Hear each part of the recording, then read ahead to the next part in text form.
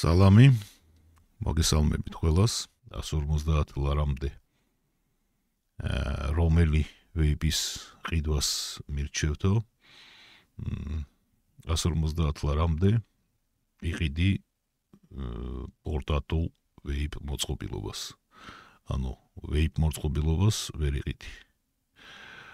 ვეიპ მოწყობილობას გაცილებით მეტი სახსრები ჭირდება. მაგრამ პორტატულ მოწყობილობას აქ თბილისში იყიდი 150 ლარად. ანუ პოდი რასაც ქვია და არა ვეიპი. ვეიპი სხვა რამეა. ვეიპი ეს არის. და პოდი არის პორტატული ვეიპ მოწყობილობა. და რომელი იყიდო, არის ნახე რომელიმე დაუშვოთ იუველის რომელიმე პოდი ნახე ან სმოკის პოდი ნახე.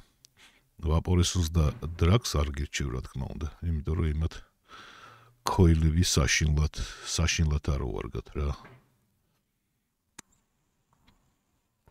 და ძალიან მალე ქრება მაგათი ქოილები გაყიდვიდან.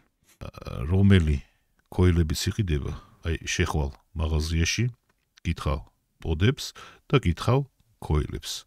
აი რო ვიყიდო ეს პოდი, ქოილები გააქვს ეხლა რომ მომყიდო თქო.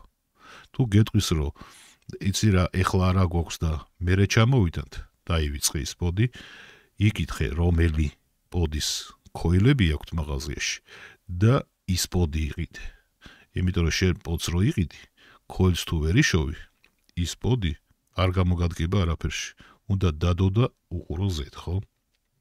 შესაბამისად, მე გირჩევ, რომ იყიდო ყოველთვის ის მოწყობილობა, რომლის ქოილებიც არის.